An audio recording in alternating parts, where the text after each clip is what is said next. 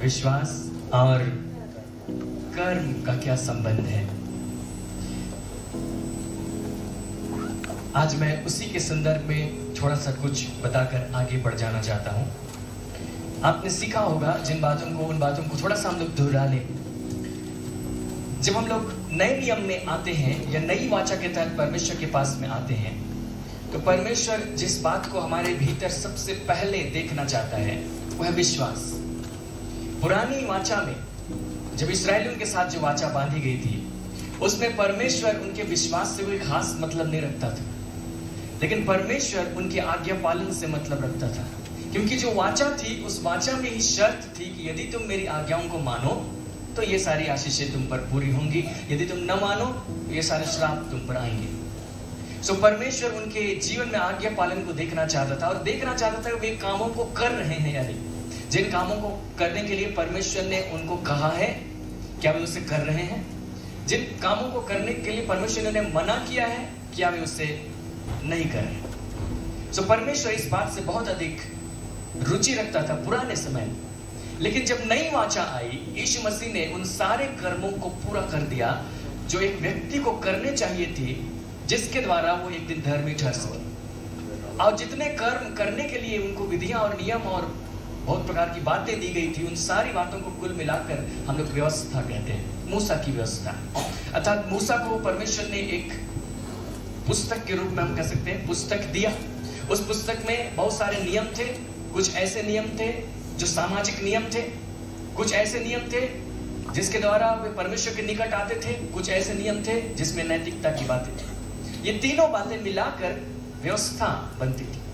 और यदि वे इन सारी बातों को मान ले, जो सामाजिक नियम थे, जैसे कि खेती बाड़ी से करने से संबंधित नियम या दासों को रखने से संबंधित नियम और भी बहुत सारी बातें, या फिर जो इंग्लिश में कहते हैं सेरेमनियल लॉ, जिसमें कुछ सेरेमनी की जाती थी। अगर कोई व्यक्ति ने पाप किया, उसके लिए बलिदान चढ़ाया जाएगा, लहू छिड़का जाएगा, पानी छिड़का जाएगा, बहुत सारी बातें।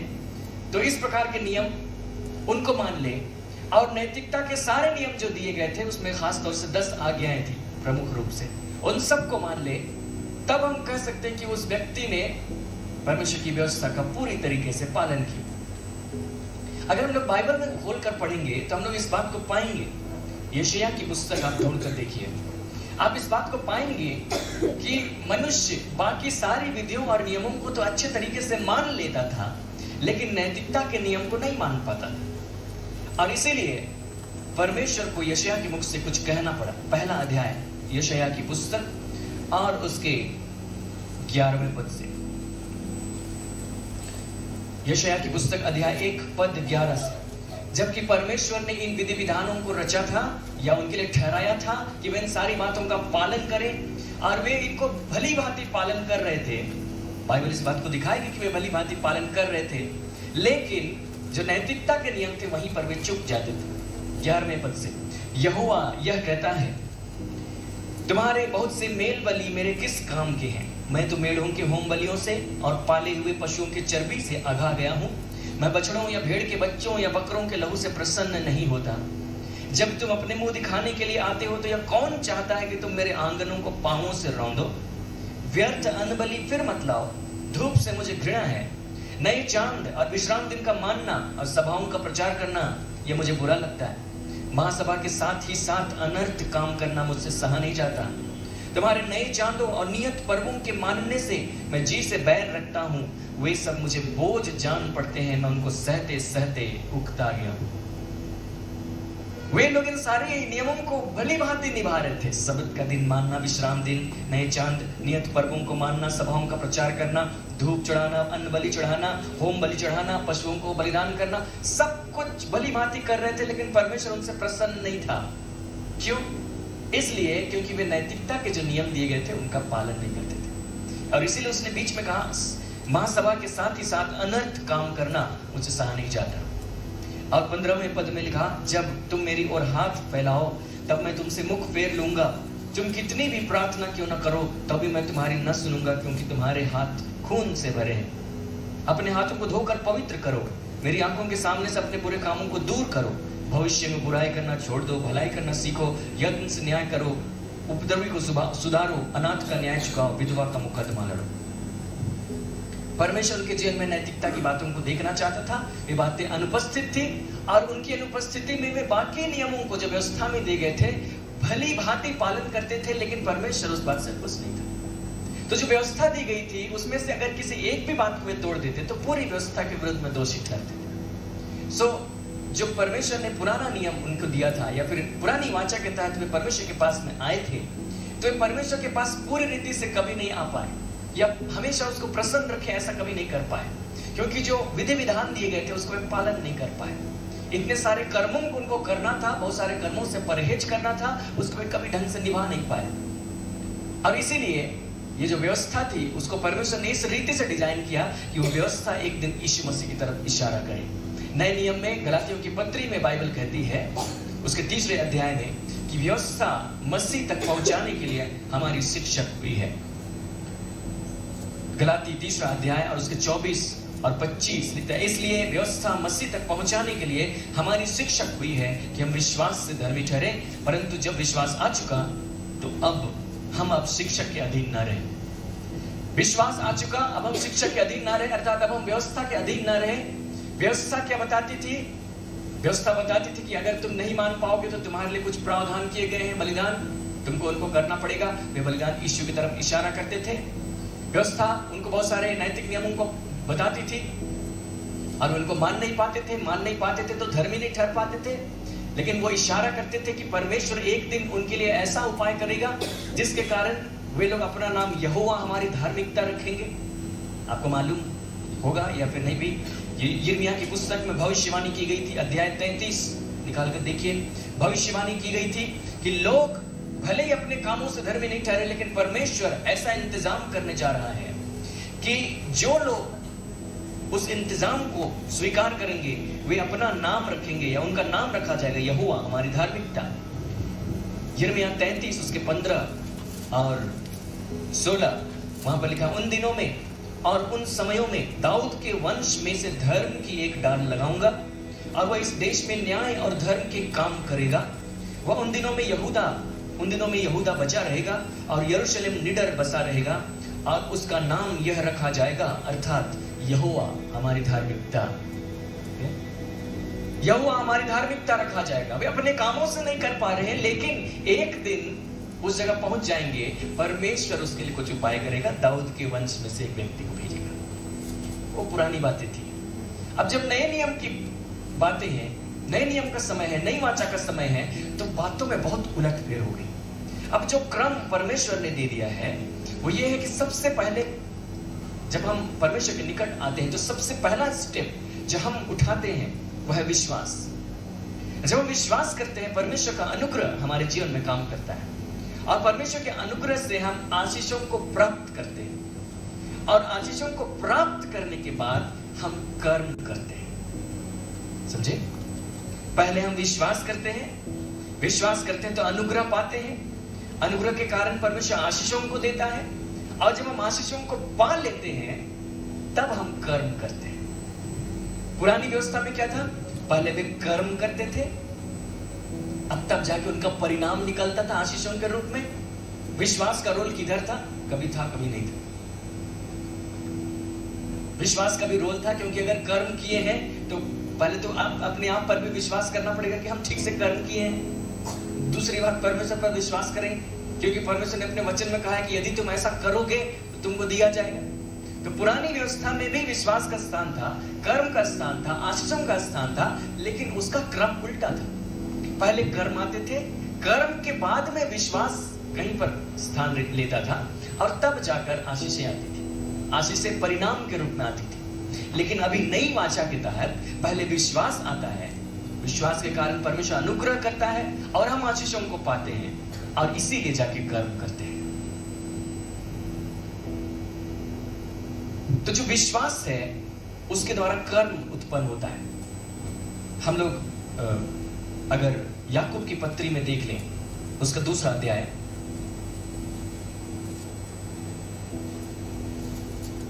और उसके 14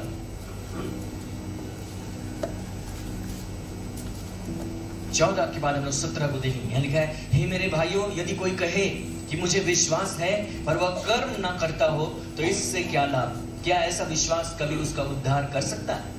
ये पद इस बात को बता रहे कि विश्वास और कर्म एक दूसरे से जुड़े हुए हैं, लेकिन ये पद इतना स्पष्ट नहीं बता रहा है कि विश्वास और कर्म का संबंध क्या है, लेकिन इतना जरूर बता रहा है कि विश्वास और कर्म में संबंध है। अगर विश्वास है पर कर्म नहीं है तो उस विश्वास से कोई लाभ नहीं। इसलिए पद 17 में इस प्रकार लिखता है, वैसे ही विश्वास भी यदि कर्म सहित न हो तो अपने स्वभाव में मरा हुआ है। अर्थात विश्वास के साथ कर्म का मिलाया जाना आवश्यक है, तभी जाकर हम उस विश्वास को जीवित विश्वास कहेंगे, अन्यथा वो विश्वास मरा हुआ है। विश्वास और कर्म में कुछ संबंध है।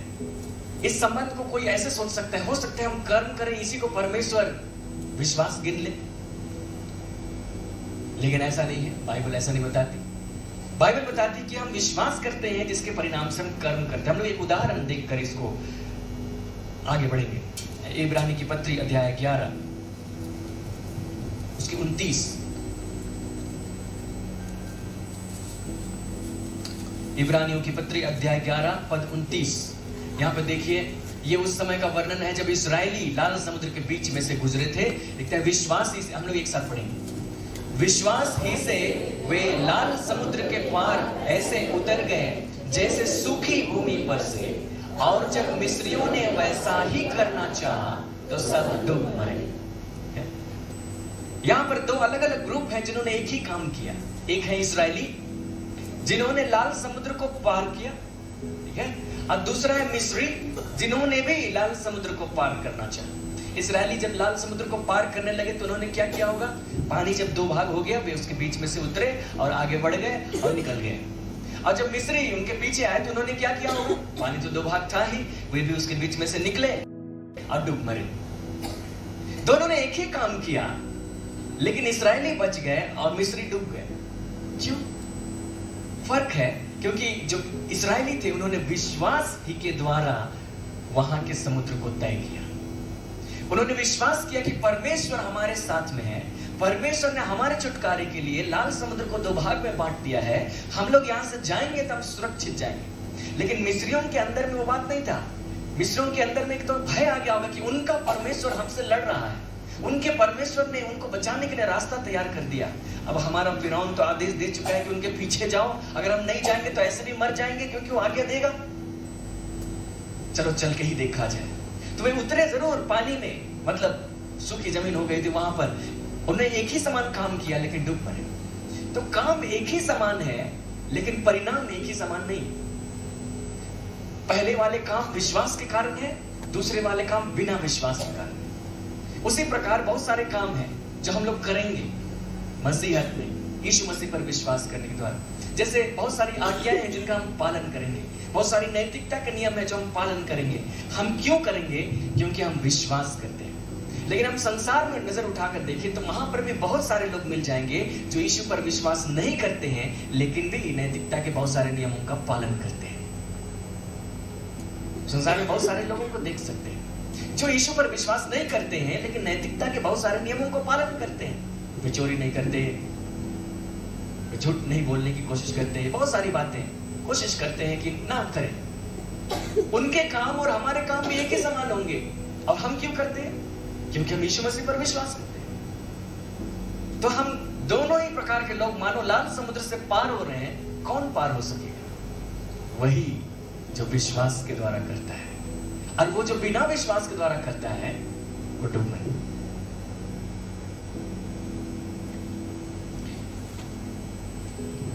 अगर हम लोग इसी इब्रानियों की पत्री में देखेंगे तो ऐसे बहुत सारे उदाहरण पा सकते हैं जब उन्होंने विश्वास किया तो विश्वास के कारण उन्होंने कर्म किया। 11वें अध्याय में ही 8वां पद अगर आप देखें तो लिखता है, विश्वास ही से अब्राहम जब बुलाया गया तो आज्ञा मानकर ऐसी जगह निकल गया जिसे मीरास में लेने वाला था, और यह ना जानता था कि मैं किधर जाता हूं, तो भी निकल गया। परमेश्वर ने अब्राहम को बुलाया कि तुम अपने देश, अपने कुटुंबियों, अपने मित्रों को छोड़कर उस देश में चला जा जो मैं तुझे दिखाऊंगा।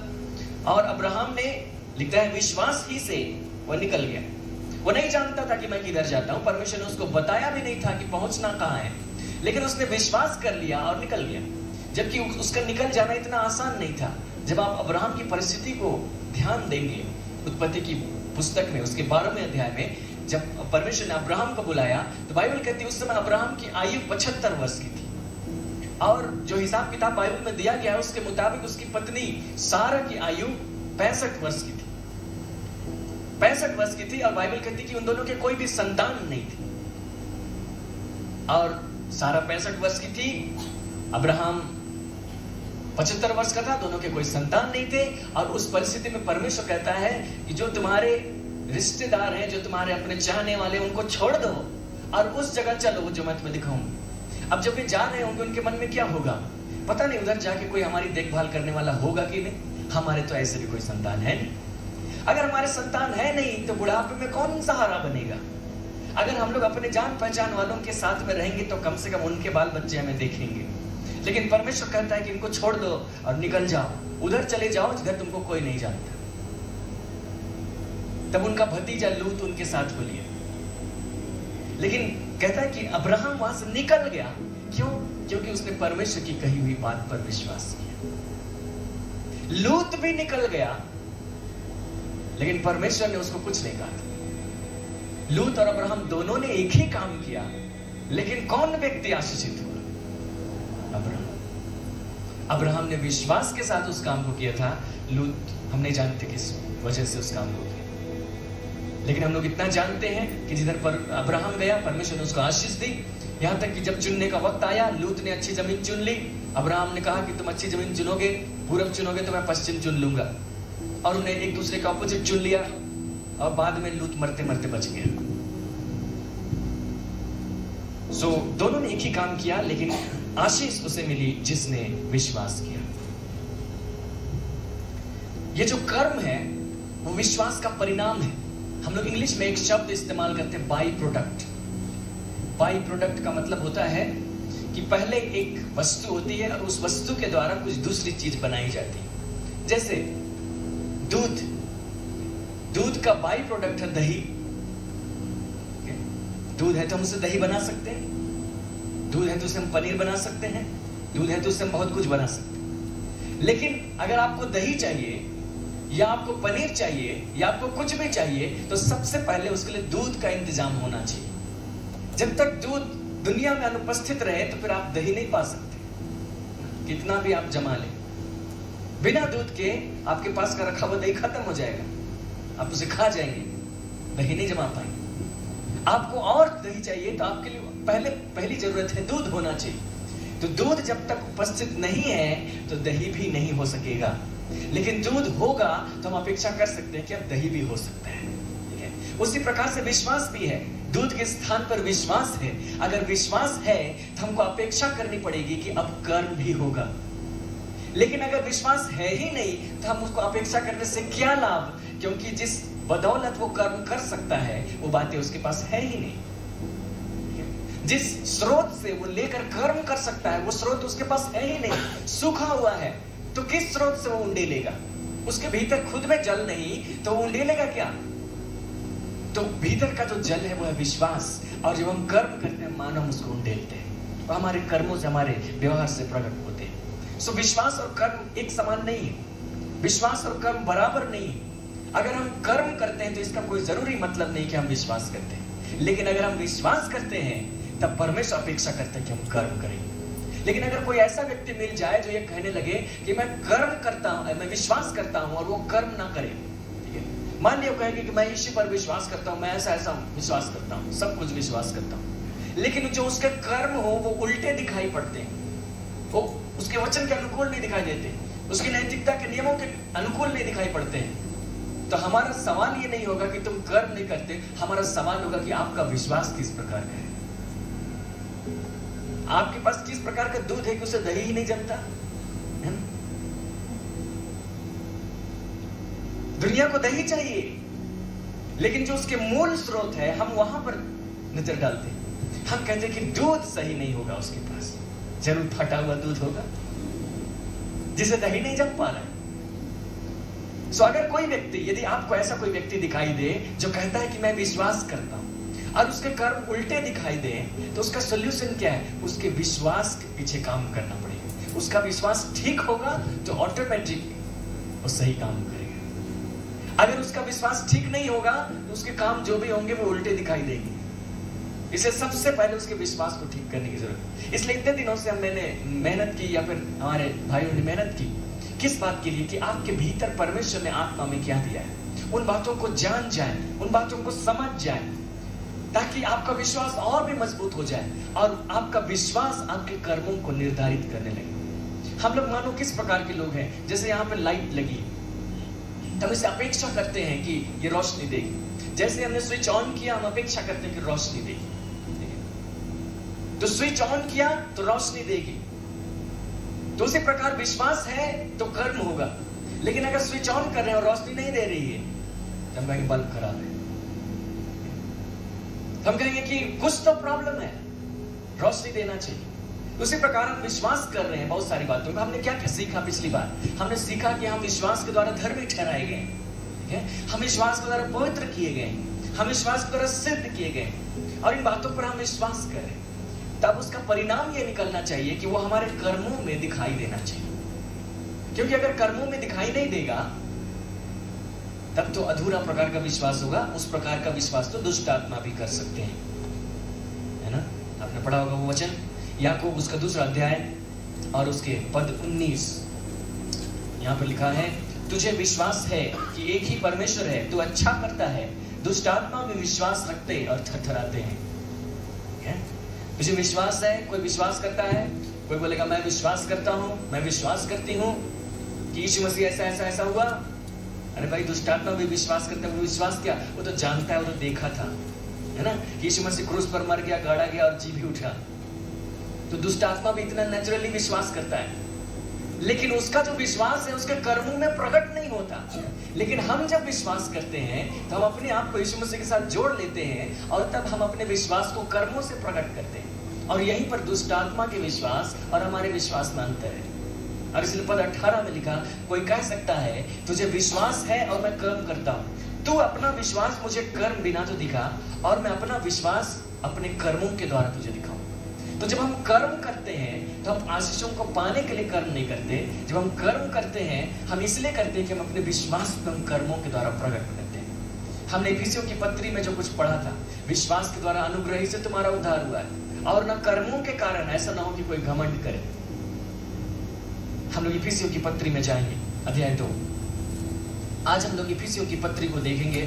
हम लोग ऐसे बहुत सारी पत्रियों को देख सकते हैं जो नए नियम में दिए गए हैं, जो इस बात को स्पष्ट रूप से बताते हैं कि पहले विश्वास का स्थान आता है, और तब आशीषों का स्थान आता है, और तब कर्म का स्थान आता है। इसमें इफिसियों की पत्री हम लोग देखेंगे। पहले हम लोग 2 अध्याय को देखेंगे और उसके 8 और 9 और 10 पद को देखेंगे।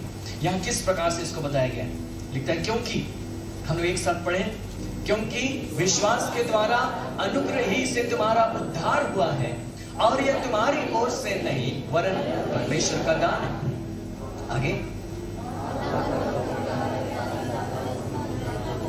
कोई घमंड करे, क्योंकि हम उसके बनाए हुए हैं और मसीह यीशु में उन भले कामों के लिए सृजे गए हैं जिन्हें परमेश्वर ने पहले से हमारे करने के लिए तैयार किया। देखिए, यहाँ पर बोल रहा है कि विश्वास के द्वारा हुआ है, कर्म से नहीं हुआ है। लेकिन उसके तुरंत बाद कहता है कि परमेश्वर ने हमारे काम, हमारे करने के लिए कुछ कर्मों को पहले से ठहराया। तो हम लोगों को समझ लेना चाहिए, हम विश्वास के द्वारा पाए और इसीलिए कर्म करें। लेकिन हम विश्वास के द्वारा पाए और कर्म ना करें, बाइबल ऐसा नहीं सिखाती। बाइबल कहती है कि हमको कर्म करना चाहिए। अब्राहम ने भी विश्वास के द्वारा अपने कर्मों के द्वारा विश्वास को प्रकट किया। अगर आप उसकी कहानी को देखेंगे, जब परमेश्वर ने उसकी परीक्षा ली, उसके विश्वास की परीक्षा ली, जब उसका बेटा उत्पन्न हुआ इसहाक, परमेश्वर ने कहा कि इसको ले जाकर मोरिया के पहाड़ में बलिदान चढ़ा दो, और वो उसको लेकर चला गया। अब सोचिए कैसी कैसी परिस्थिति है। अब्राहम एक तो 99 साल का हुआ, तब परमेश्वर ने कहा कि अब तुम्हारे बेटा होगा। जब 100 साल का हुआ तब बेटा हुआ, ठीक है। उसकी पत्नी की उम्र 90 साल की हो गई। अब इसके पहले लूत के साथ उसका झगड़ा हो गया। वो लोग तो सदोम अमोरा में रहने के लिए चले गए, वहां पर आग बरसी, वो लोग दूसरे जगह पर रहने के लिए चले गए, ठीक है। सो लूत छोड़ चुका है। अब्राहम के सारे रिश्तेदार तो बहुत पहले पीछे छूट गए। अब इतने सालों के बाद में अब्राहम का एक बेटा हुआ है, इसहाक हुआ है। और उसके ठीक पहले अब्राहम का एक और बेटा हुआ था, अपनी दासी हाजिरा से इस्माइल, जिसके बारे में परमेश्वर कहा इसको निकाल दो, भेज दो बाहर, अब इससे तुम्हारा कोई नाता रिश्ता ना रहे। तो अब उसके पास रह गया सिर्फ इसहाक, जिसके बलबूते पर अपने बुढ़ापे को जी सकेगा। अब परमेश्वर कहता है कि अब इसको भी जाकर बलिदान चढ़ा दो। अब जियोगे कैसे? तो अब्राहम ने यह विश्वास किया, परमेश्वर ने कहा कि तुम्हारे वंश आकाश के तारों के तुल्य होंगे। तो उसने विश्वास किया कि अगर मैं इसका बलिदान कर भी दूंगा तो परमेश्वर इसको जिला कर उठाएगा, और वो उसको बलिदान चढ़ाने ले गया। बाइबल ऐसे सिखाती है, इब्रानियों की पत्री में हम देख सकते हैं अध्याय 11 17 पद। विश्वास ही से अब्राहम ने परखे जाने के समय में इसहाक को बलिदान चढ़ाया, और जिसने प्रतिज्ञाओं को सच माना था। उसने प्रतिज्ञाओं को भी सच माना था कि परमेश्वर इसी इसहाक के द्वारा मेरे वंश को आकाश के तारों के तुल्य अनगिनत करेगा। और उसने इसहाक को बलिदान भी चढ़ाया, और लिखता है कि जिससे कहा गया था इसहाक से तेरा वंश कहलाएगा, वही अपने इकलौते को चढ़ाने लगा, क्योंकि उसने मान लिया कि परमेश्वर सामर्थ्य है कि उसे मरे हुओं में से जिलाए। अतः उन्हीं में से दृष्टांत की रीति पर वह उसे फिर मिला। पर उसने जब इसहाक को बलिदान चढ़ाना चाहा तो उसके पीछे उसका विश्वास काम कर रहा था कि मैं इसको जरूर बलिदान कर दूंगा, लेकिन परमेश्वर उसको मरे हुए में से जिलाएगा। तो जो अब्राहम था, क्यों उस कर्म को कर सका? वो इसलिए कर्म को कर सका क्योंकि वो विश्वास कर रहा था। अगर वो विश्वास नहीं करता, सोचता कि अगर इसको मार डालेंगे, इसका बलिदान कर देंगे, तो फिर मेरा वंश कहां से चलेगा, तो छोड़ो बलिदान नहीं करते। अगर वो पहले ही विश्वास नहीं करता तो कर्म भी नहीं करता, लेकिन उसने विश्वास किया कि इसी से मेरा वंश चलेगा। तब क्या उपाय हो सकता है? अगर इसका बलिदान हो जाए तो एक ही मात्र उपाय है कि परमेश्वर इसको जिलाकर उठा देगा। तो उसका यह विश्वास उसको कर्म करने के लिए प्रेरित किया, और आखिरकार उसको बलिदान चढ़ाने लगा। हालांकि परमेश्वर उसकी जांच कर रहा था और उसको बलिदान चढ़ाने नहीं दिया गया, लेकिन जो अब्राहम ने कर्म किया वो उसके विश्वास के कारण से था। विश्वास ने उसके कर्म को प्रायोजित किया था।